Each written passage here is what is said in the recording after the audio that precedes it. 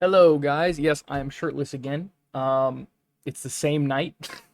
I wanted to talk about overclocking of the 7700X. So right now, if I go into hardware info, I don't have a capture card, so I'm not able to like go into BIOS or anything like that. But um, I can show you my clock speeds at the moment, and I can explain what I know about the 7700X all-core overclock, and it's pretty straightforward. So a lot of people they just turn on PBO. They say PBO is the best option, right? Um, when in my opinion, that's just not necessarily the case.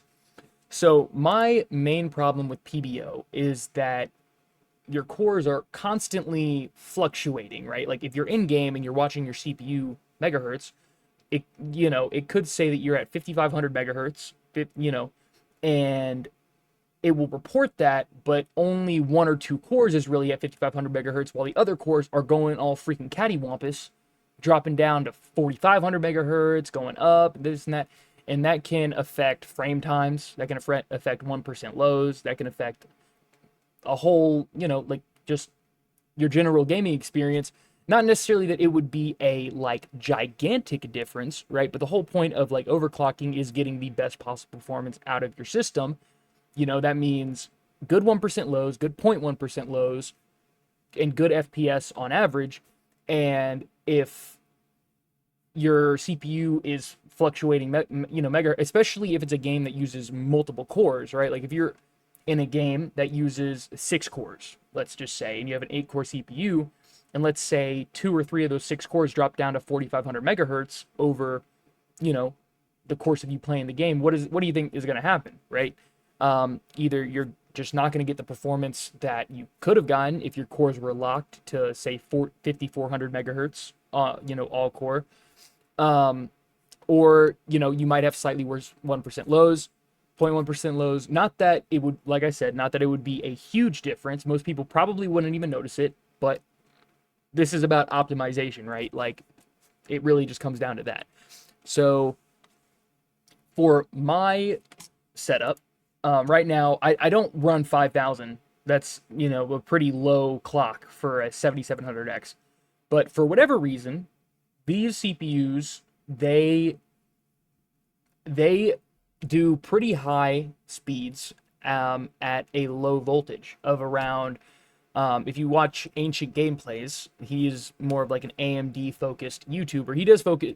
He does talk about Nvidia and go over Nvidia stuff too. But if you go to his channel, he's very AMD focused sort of dude. He has a video going over the all core overclock versus PBO on the 7700X specifically, and he's able to get a 5400 megahertz overclock at 1.18 volts. So don't ask me why such a low voltage works. When I turn on PBO, what it reports to the software is my CPU's pulling like 1.35 volts across all cores. I don't know why PBO's voltage is so high in comparison to if you just did a all core overclock, but it is. And I'm assuming that that is just because AMD wants to make sure that their CPUs are 100% stable. They don't want to have people claiming that PBO is causing their CPU to brick their system, freeze, give errors or anything like that. They just want everyone's system that has an AMD CPU to be perfectly stable, and higher voltages will accomplish that. If um, they just will accomplish that. Like you will get more stable speeds at a higher voltage, but the CPUs don't necessarily need that much voltage. That is just to ensure 100% stability for the highest percentage of users that they can possibly like get, right? So if I were you, right, especially the 7700X has been out for a while, so now there's the 9700X. The 9700X should definitely be able to do 5400 megahertz at 1.18 volts. Now, obviously, run a CPU stress test, right? Do not just take what I say and do it and expect it to be perfectly stable. You could have a worse piece of silicon. You may only be able to get 5350 megahertz, right? Somebody with a crazy good piece of silicon could get 5450 or 5500. You know, and if 5400 megahertz isn't stable, my recommendation would be to bump up the voltage from 1.18 up to 1.19. Stress test again. If it's still not stable, try 1.2. Stress test again. And if it's still not unstable, I would recommend lowering the frequency down to 5350 megahertz and try 5350 at 1.18. Down, lower the voltage again. Test that. If it's stable, I would leave that. Right? You could even try 5375. It could just be a simple 15 megahertz decrease that gets you stable. But would be more inclined to say that if you are unstable at 5400 megahertz at 1.2 volts, you're probably not going to be 100% stable at 5375 at 1.18. So, my CPU, see, I made a mistake. I'm not a perfect human being, unfortunately. I wish I was. But I messed with LLC, the LLC profile in BIOS. And if you don't know what that is, it's load line calibration. So you want to be very, very careful with this setting. Very careful, as I learned the hard way. So at this point, my CPU is very degraded. Like, not in a great state. I'm only really able to sustain 5150 megahertz on my specific 7700X because... One sec. Sorry, let me take a drink. Because I turned LLC up to extreme. And if I would have watched actually Hardcore Overclocking's video, or actually it's Gamers Nexus's video, but it's actually what's his name? Buildzoid. His video. If I watched that video that he made on LLC, I would have known not to set my profile to extreme. In my stupid head, thinking that, you know, oh, it's in the BIOS, right? Like setting it to extreme, it kind of sounds like, I don't know, like better, you know, like extreme LLC, more stable. No, definitely not. Do not do that. So I did that. I ran it for probably a good month, maybe month and a half at the extreme. I can only imagine what my CPU voltages were hitting. It horrifies me, really. I was probably going up to 1.6 volt. Who knows? Who knows? But moral of the story is, don't mess with LLC. If you do want to mess with it, stay below medium. Only go to medium. On MSI boards, it's different. You get like mode 1, mode 2, mode 3. I think I don't even want to tell you guys this because I don't want anybody to get a degraded CPU. Do your research. If you have a motherboard and you look at LLC and you do not, if it's like, you know, because somebody might think that, you know, mode 1 is the lowest, right? But motherboard vendors, for some reason, because, you know, 1 is the lowest number out of 8, right? So they might think mode 1 is the lowest LLC setting, not knowing that mode 1 is actually the extreme profile, and their freaking CPU is going to degrade over the course of a month and a half, and they're going to be wondering, like, why, you know, like, why am I not able to hit these clock speeds anymore? Why is my system acting funky? And, you know, like that.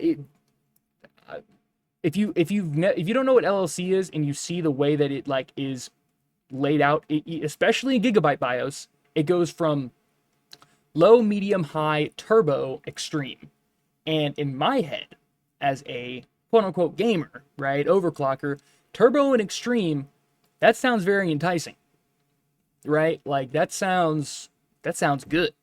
You know, I want my freaking CPU to be turboed. Like what? Don't do that. Do not do that. I learned the hard way. Keep LLC stock. Either stock, low, or medium. Do not go any higher than that. Your motherboard will be pumping voltage into your CPU that you don't even realize. Before you know it, it's going to be degraded. And yeah, at this point, really all I can do is mitigate the degradation. You know what I mean? And yeah. But like I was talking about, anyways, 5350 megahertz at 1.18 volts will 100%. No, okay, I take it back. stress test, but it should definitely be stable. It should, right? And 1.18 volts, not 1.8, 1.18. Do not put 1.8 volts to your CPU. You will kill it instantaneously, I promise. And if you don't kill it, you will severely degrade it within the course of like 3 seconds. So yeah, do not put 1.8, put 1.18 volts, right? 1.19 volts, 1.2 volts. Do not go, you can go to maybe 1.21 if you have like a good CPU cooler, maybe even 1.22. But at that point, you really start getting like diminishing returns in terms of overclocking these CPUs. So, and with, well, the benefits of doing an all-core overclock is that your cores don't fluctuate. You're going to be in game. All cores are going to be locked at 5350 or 5400, depending on what was successful for you.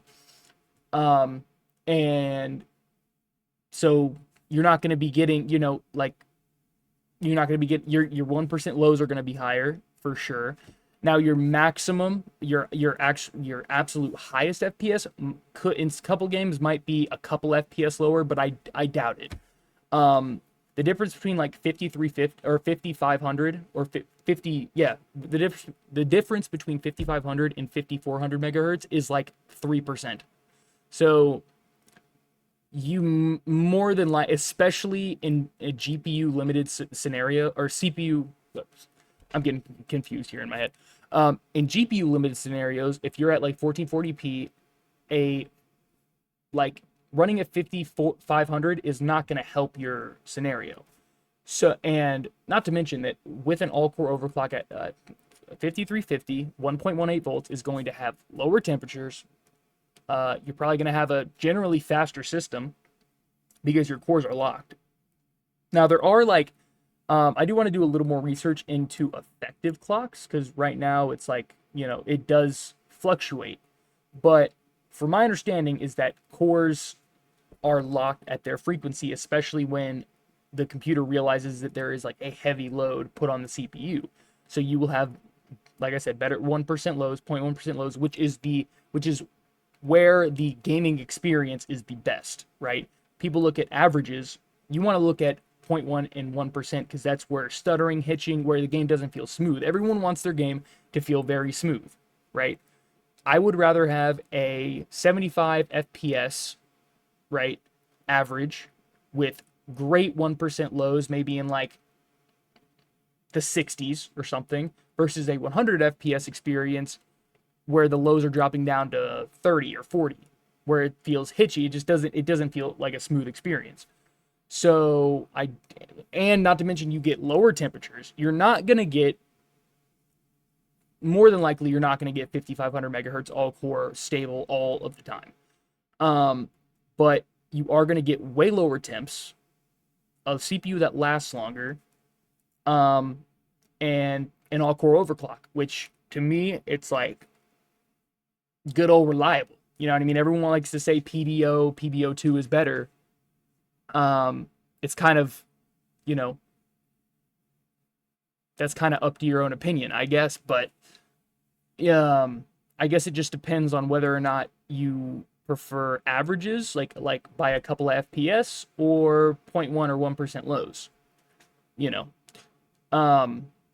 And also with the 7700X, 9700, any sort of X3D, non-X3D CPU, overclock your RAM. Get that RAM right, because that is going to be that is also going to be a giant factor in whether or not you have good 0.1 and 1% lows as well. Not just this all-core overclocking, but yeah, give it a shot, because I myself was very surprised when I saw that 1.18 volts worked. When I first got my CPU, 1.18 volts worked great at 5400 megahertz. Then I went and degraded it. So, that's just the way stuff goes when you mess with stuff you don't really know that much about. But now, you learn something new every day, I suppose. And at the end of the day, if this gets to somebody, and they see LLC and they're like, that one dude told me maybe I shouldn't mess with that, then that's worth it for me. You know, with like a lot of the stuff, I'm definitely like a guinea pig. You know, like the 79, the XTX with the EVC. My hotspot's not great. You know what I mean? But that's just to see like I'm really interested in seeing like what this hardware can do when pushed to the limits. You know, um, now obviously that's not the case for the 7700X. 5400 megahertz, or yeah, 5400 megahertz at 1.18. I guess you could say it's like at the limits, but you're not going to be thermal throttling, right? You're going to be at like 60C as long as you have a decent CPU cooler. Um, you know, like it's not, you're not like going balls to the wall with, you know, BCLK or whatever, which I have done. I did mess with BCLK. That was kind of interesting, getting up to like 5610, 5655 megahertz, which you can do, but for some reason B650 boards really do not like BCLK anything over like 1.2, right? So if you decide to mess with that, don't be surprised if 1 point, you know, 102, right? Depending on how your BCLK is set up. For me, it's auto 100, right? That's BCLK, just flat auto, right? Like RAM's gonna run at 6,000. Everything's gonna be flat. 101 RAM would run at like 60, 90. It just basically like scales up. The higher you go. What am I getting into at this point? I'm talking about randoms. Anyways, yeah. Hopefully this video was informative, and hopefully some more people will do some all-core overclocks, because I feel like it's kind of dropped out of fashion.